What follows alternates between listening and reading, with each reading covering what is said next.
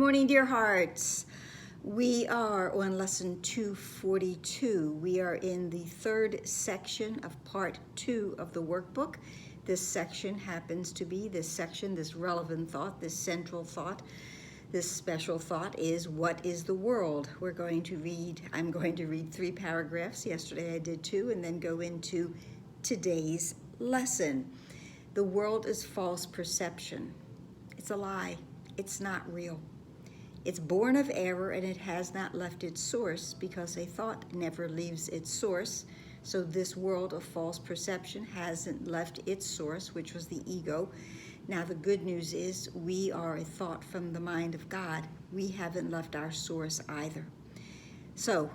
It's born of error, it has not left its source. It will remain. This world will remain, or any thought will remain, no longer than the thought that gave it birth is cherished. So as long as I'm cherishing, I'm holding on to a thought, I will continue to see what that thought is, the effects of that thought. The thought is the cause.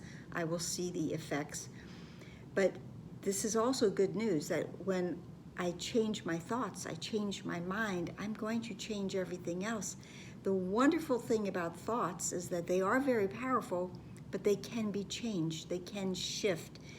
When the thought of separation has been changed to one of true forgiveness, will the world be seen in quite another light, and one which leads to truth, where all the world, as we see it, this false perception, must disappear and all its errors vanish. So when this world is gone, all of the errors, all of the false perceptions that have been the effect of that thought, they will go away as well.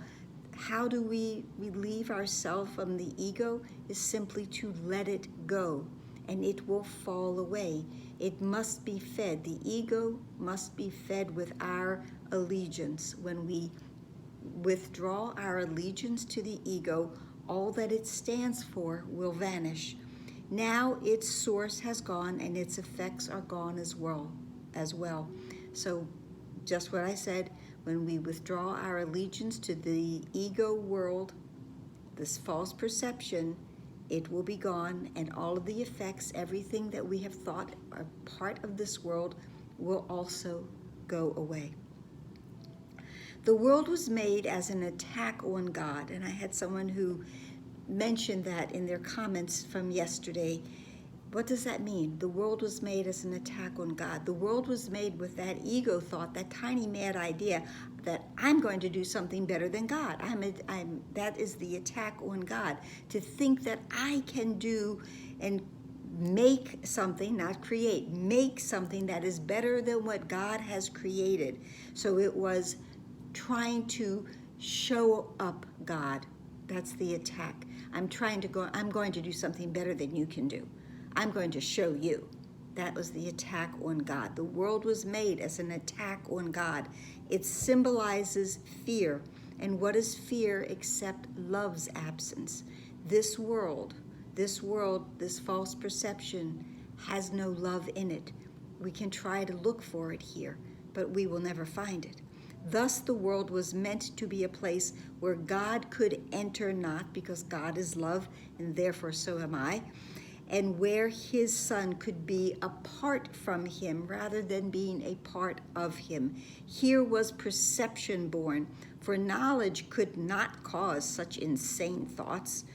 We have thoughts from the thought of God, the thought of knowledge would not come this insane world. That could only come from an insane mind. That's why this world is false perception. This world is insanity.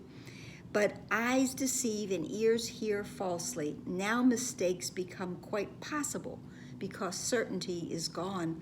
Certainty is of God. Certainty is of heaven, not in this world. In the text, there's a line that says we have senses. The eyes and the ears are senses without sense. They make no sense, because we make up the meaning for everything we see and everything we say and everything we hear. We assign a meaning, we assign a tag to it, and what it's going to mean, what it's going to mean to us. The mechanisms of illusion have been born instead. The five senses are the mechanisms of illusion. And now they go to what has been given them to seek. We look for what we want, what we think we will find here. We cannot. Their aim is to fulfill the purpose which the world was made to witness and make real. They see in its illusions but a solid base where truth exists, upheld apart from lies. Yet everything that they report is but illusion, which is kept apart from truth, real truth. Everything in this world, we try to make it real. We want it to be what we want it to be, what we choose to find, what we think our will is, where we believe our desire, our happiness would be. But we will never find it, because everything in this world is born of a lie, is born from an ego, limited mind. We can't find the limitless in the limited. So that's it for today. With that, now to lesson 242. This day is God's. It's my gift to him.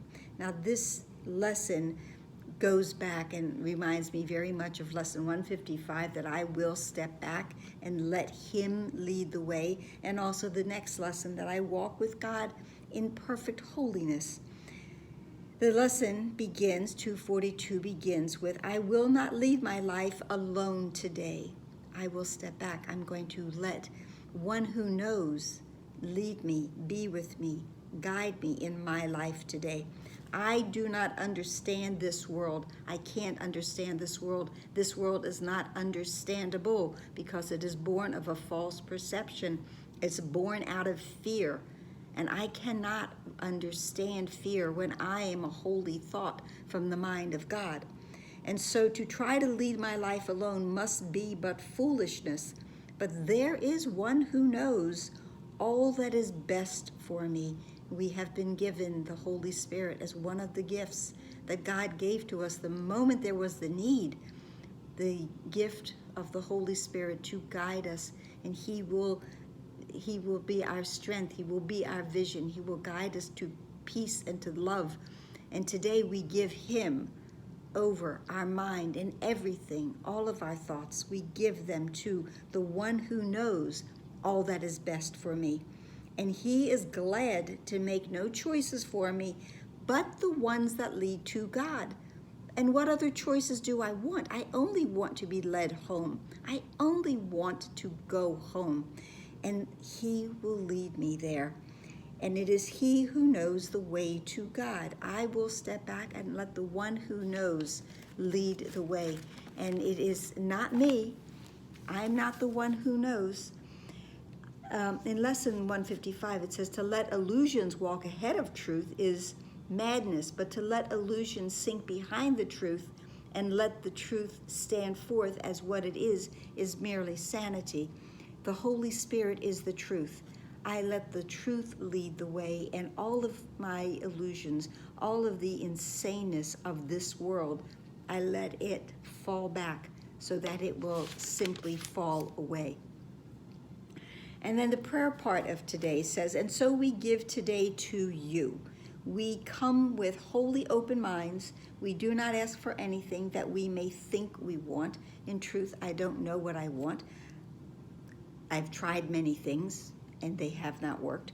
Give us what you would have received by us. You know all our desires and our wants, and your will, and it says you will, and your will, though, it's your will to give us everything we need in helping us to find the way to you.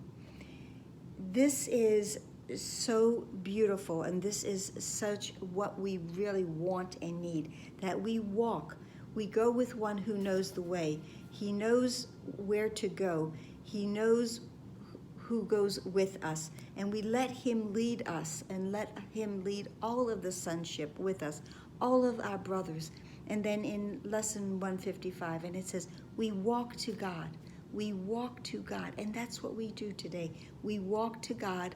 We follow the Holy Spirit. We follow the one who knows the way there, and we go in perfect, perfect holiness. So That's what we're going to do today. So please like, please share, please subscribe, please comment. I hope this helped. Did I say that? I hope this helped.